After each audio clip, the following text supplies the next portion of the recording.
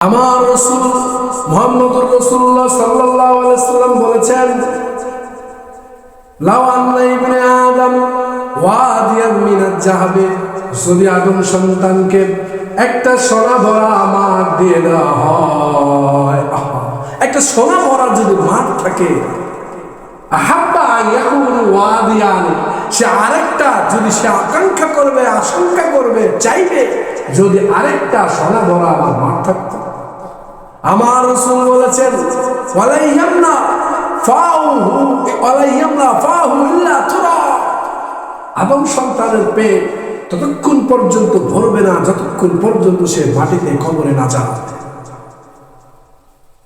এদিকে আল্লাহ তাআলা বলছেন, আলহাকুমুত তাকাসুর হাত্তা যুরতুমুল মাকাবির, মানুষের চাওয়া পাওয়া কবর যতক্ষণ পর্যন্ত না যাবে, সমস্ত মানুষের চাওয়া পাওয়া কখনো শেষ হবে না, একমাত্র কবরে গেলে সমস্ত চাওয়া পাওয়া শেষ। জীবন থেকে দিনগুলি চলে যাচ্ছে, অথচ আমি বুঝতেছি না 1000 কিলোমিটার বেগে, বিশ্বাস করো মুসলমান, প্রতিদিন 1000 কিলোমিটার বেগে মালাকুল মউত আমার পিছে ছুটছে আমাকে ধরার জন্য, আমার পিছে ছুটছে। এখানে যারা আমরা আছি তাদের মধ্যে থেকে অনেকে জানি না যে জীবনের শেষ সকালের রাস্তাটা আজকে করে ফেলছি, জীবনের শেষ সকালটা পার করে ফেলেছি। এমন হতে পারে যে আর কখনো সকাল পাবো না, আগামীকাল সকালের আগে আমার মৃত্যু।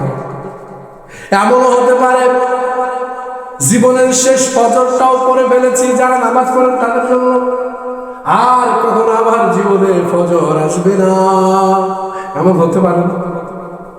আপনি ভাবছেন দুনিয়া আপনি ছুটছেন, কিন্তু দুনিয়া আপনাকে বেশি দিন রাখবে না, অস্থায়ী ঠিকানা। আমরা ছুটছি সন্তান সন্ততি, অর্থ সম্পদ, টাকা পয়সা, গাড়ি বাড়ির পিছে। আমার আল্লাহ তাআলা বলছেন, লা তুলহিকুম আমওয়ালুকুম ওয়ালা আওলাদুকুম আন যিকরিল্লাহ, ইয়া আইয়ুহাল্লাযীনা আমানু লা তুলহিকুম আমওয়ালুকুম ওয়ালা আওলাদুকুম আন যিকরিল্লাহ, হে ঈমানদাররা, তোমাদের সন্তান সন্ততি আর অর্থ সম্পদ যেন তোমাদেরকে রবের ইবাদত থেকে, রবের থেকে দূরে ঠেলে না দেয়। আর আমরা সেই দুনিয়া করতে করতে সে খেয়ে জানি কার কাহনের কাপড় পার্শ্ববর্তী বাসার পার্শ্ববর্তী দোকানে মার্কেটে এসে হাজির হয়েছে, কে জানি কার কাপড়ের কাপড় গাজীপুর আর নারায়ণগঞ্জ ফ্যাক্টরিতে তৈরি হয়ে গেছে, আস্তে আস্তে করে আমার বাড়ির দিকে রওনা হচ্ছে। কে জানে কার কাপড়ের কাপড় তৈরি হয়ে গেছে, অথচ আমি দুনিয়া নিয়ে ব্যস্ত। আল্লাহ তাআলা বলছেন, সন্তান সন্ততি যেন তোমাদেরকে ভুলায় না দেয়। আর আমরা সন্তান সন্ততি অর্থ সম্পদের পিছু পড়ে আছি। কি করবে? নামাজ পড়েন নাই, রোজা করেন নাই, সারা জীবন শেষ করছেন। কি করছেন? 2টা বেডরুম, একটা ফ্ল্যাট, একটা সোফা, ডাইনিং টেবিল, খাট, পালং, ফ্রিজ, এই তো সারা জীবনে আল্লাহর পিছে না ছুটে এতটুকুই কামাই করেছে, এতটুকুই আপনার সম্পদ।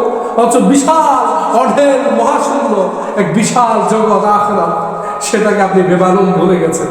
এই জন্য আল্লাহ তাআলা রাসূল বলেছেন, যে কথা প্রথমে বলেছিলাম, যদি আদম সন্তানকে ওয়াদিয়ান মিনাজ যাহাবে, একটা সোনা ভরা মাঠ দেওয়া হয়, একটা সোনা ভরা মাঠ, আহাব্বা, সে পছন্দ করবে, আইয়াকুনু ওয়াদিয়ান, যদি আরেকটা আমাকে সোনা ভরা মাঠ দেওয়া হতো, আরেকটা যদি সোনা ভরা মাঠ হতো। রাসূল বলেছেন, ওয়ালাইয়ামনা ফাহু ইল্লা তুরা, আদম সন্তানের কবর পর্যন্ত, কবরের মাটি ছাড়া তার চাওয়া পাওয়ার কোনো শেষ হবে না।